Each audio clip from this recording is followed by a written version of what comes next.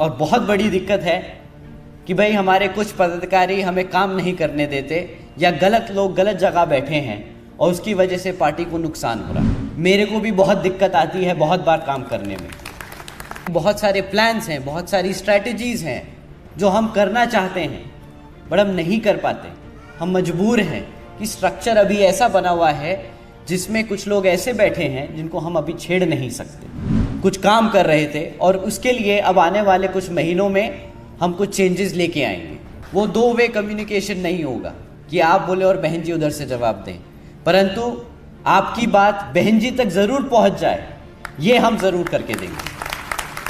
Baspa supremo Mayawati ने आकाश आनंद को एक बार फिर पार्टी की सभी जिम्मेदारियों से हटा दिया है। आकाश आनंद पर कार्रवाई के कई सारे कारण हो सकते हैं, लेकिन सबसे बड़ा कारण ये भाषण भी है जिसमें आकाश आनंद बसपा के भविष्य और पार्टी के संचालन व पदाधिकारियों को लेकर कई सारे सवाल खड़े कर रहे हैं। साथ में ही आकाश आनंद पार्टी के 10 साल का प्लान तैयार कर रहे हैं और वो कहते नजर आ रहे हैं कि अपने आप को मजबूत करके वो पार्टी में कई सारी तब्दीलियां करेंगे। शायद ये सारी बातें आकाश आनंद की मायावती को बर्दाश्त नहीं हुई। तो आकाश आनंद पर कार्रवाई के पीछे एक बड़ा कारण ये भाषण भी हो सकता है। तो सुनिए इस भाषण में आकाश आनंद ने क्या कुछ कहा है। जय भीम। आप सब थक गए लग रहा है। नहीं, भूख नहीं लग रही? अरे आप इतनी दूर से चल के आए हैं, आपकी इस मेहनत को कि आप इतनी दूर से चल के आए, इतनी देर से आप हमारा इंतज़ार कर रहे हैं, इतनी शांति से आप हमें सुन रहे हैं, तो इसके लिए मैं एक बार मंच से कहूँगा कि ज़ोरदार तालियां हमारी ऑडियंस के लिए। साथियों, मैं आपसे वही चीज़ें नहीं दोहराने वाला जो अभी हमारे सारे लीडर्स बोल के गए। उन्होंने आपको बताया कि पिछले जब से पार्टी बनी तब से बाबा साहब से लेके बहन जी तक के संघर्षों में क्या काम हुए। मैं बहन जी ने और बाबा साहब ने, मान्यवर साहब ने क्या संघर्ष किए और क्या क्या हमारे समाज के लोगों के लिए क्या क्या काम करके और किस तरीके से उन्होंने हमारे समाज को आज यहाँ तक लाके खड़ा किया, तो वो आपको बता चुके हैं। मैं आपसे आने वाले अगले 10 साल की बात करना चाहूँगा। मैं आपसे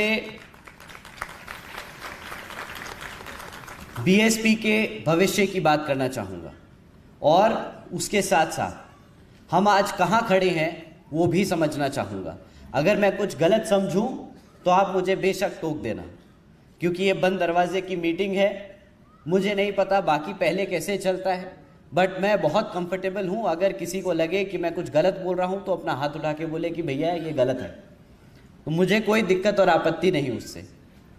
तो साथियों, आज मैं आपसे आज का और आने वाले 10 साल का उसके बारे में बात करूँगा। पर इन सब में जो टिपिकल एक भाषण होता है मैं वो आज आपके सामने नहीं रखूँगा।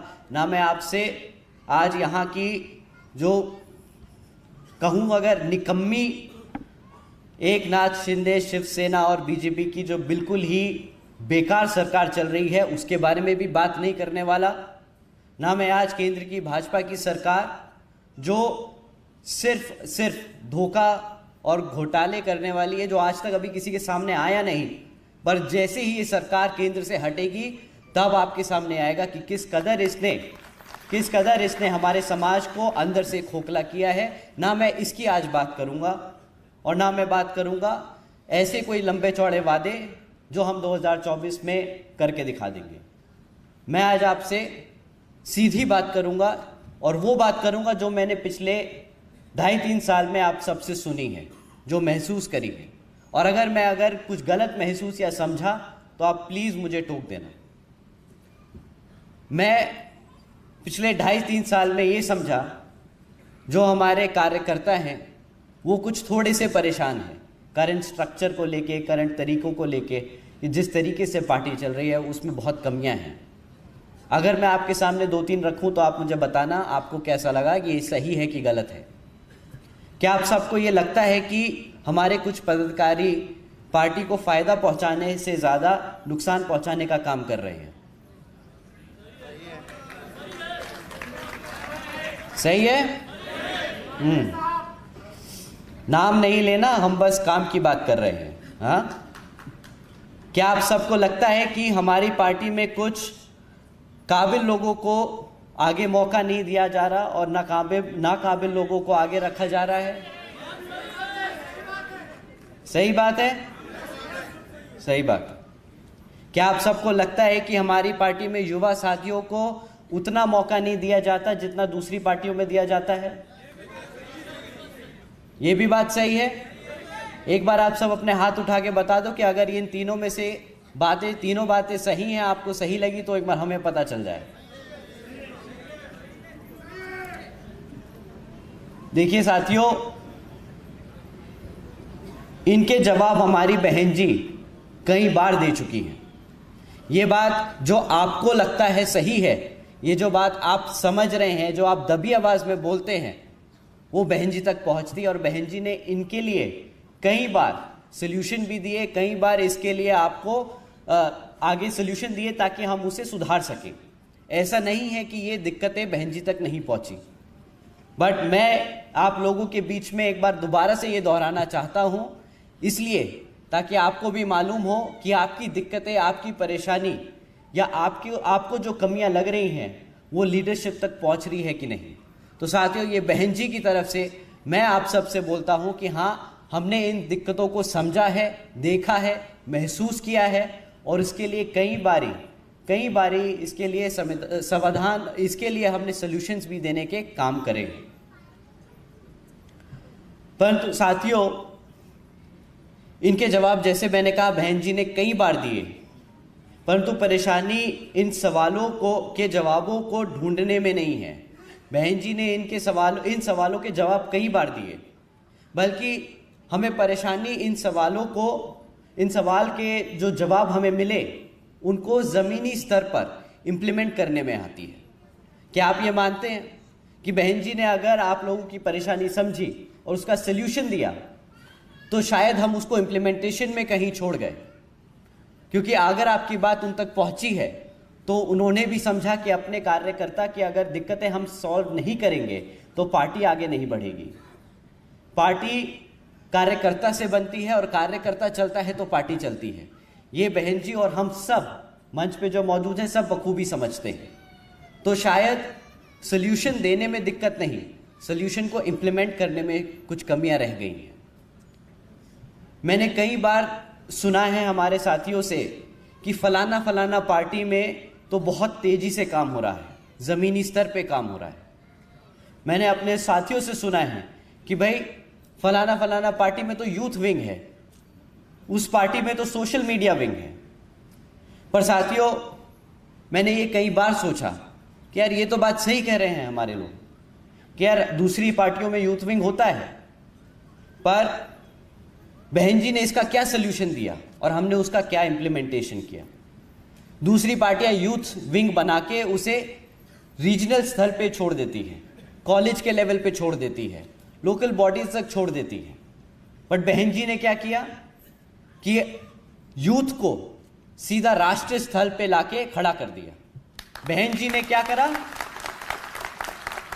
सब यूथ को ऊपर से लेके नीचे तक पार्टी के हर पदाधिकारी के हर लेवल पे 50% यूथ को रिजर्वेशन दिया।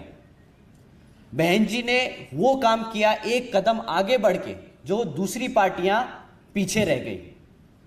पर दिक्कत कहां आई, हम आज तक, और मैं ये बड़ा खुल के बोल रहा हूं, बुरा मत मानिएगा, हम आज तक वो सारे पद कभी सही तरीके से पूरे नहीं भर पाए।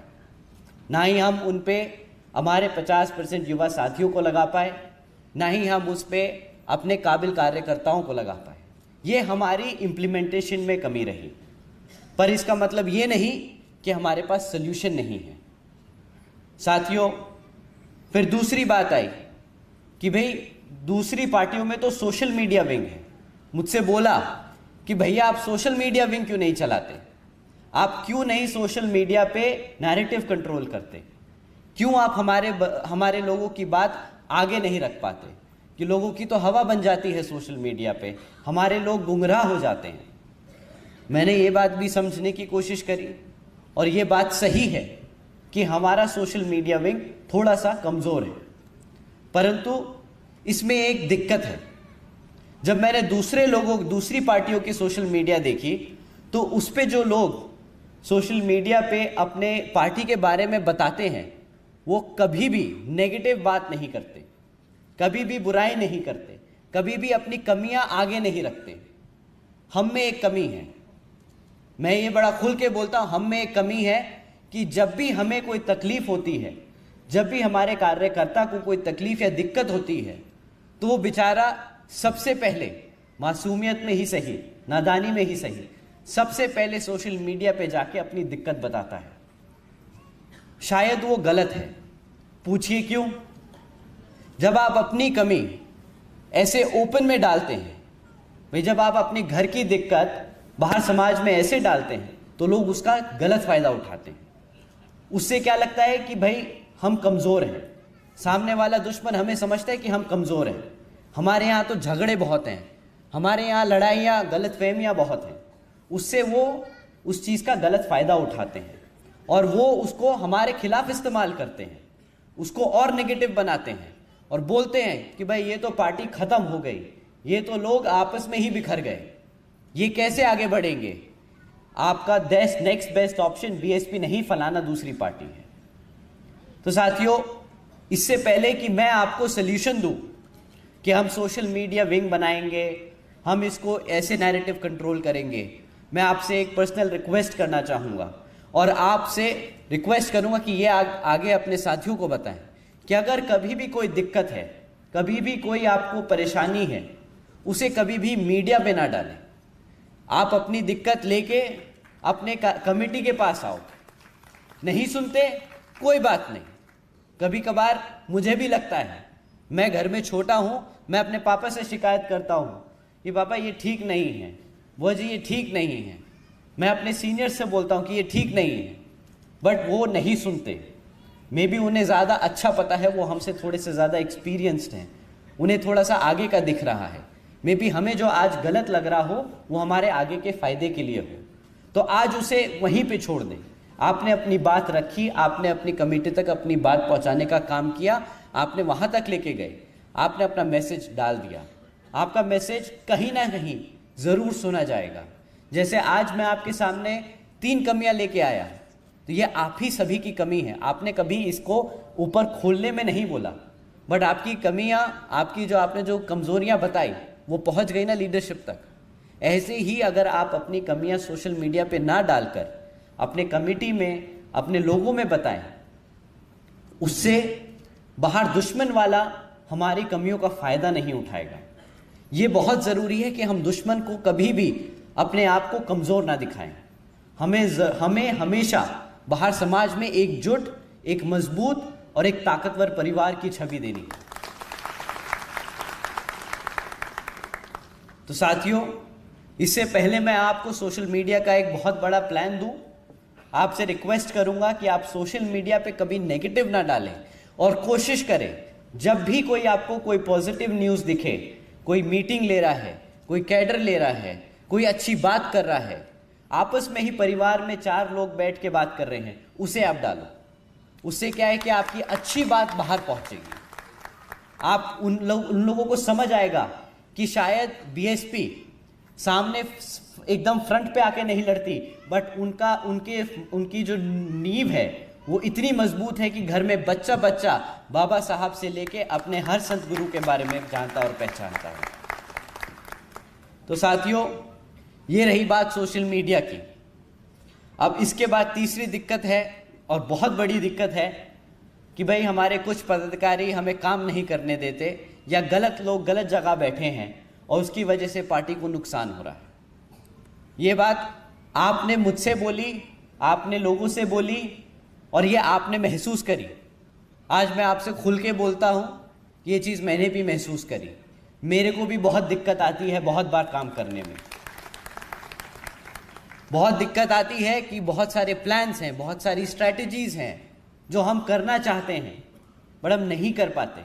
हम मजबूर हैं कि स्ट्रक्चर अभी ऐसा बना हुआ है जिसमें कुछ लोग ऐसे बैठे हैं जिनको हम अभी छेड़ नहीं सकते। जिनको हम अभी छेड़ नहीं सकते, जिनको हम अभी हिला नहीं सकते। खैर, वो बड़े भी हैं हमसे, कहीं जगह बड़े हैं, कहीं जगह गलत हैं, पर हम उनको नहीं छेड़ेंगे। हम अपने आप को मजबूत करके अपने स्ट्रक्चर को दोबारा से रिवर्क करेंगे, हम इसको दोबारा से बनाएंगे। साथियों, अब आने वाले कुछ महीनों में हम पिछले 2.5 साल से सुन के समझ के दिक्कतों को कुछ काम कर रहे थे, और उसके लिए अब आने वाले कुछ महीनों में हम कुछ चेंजेस लेके आएंगे।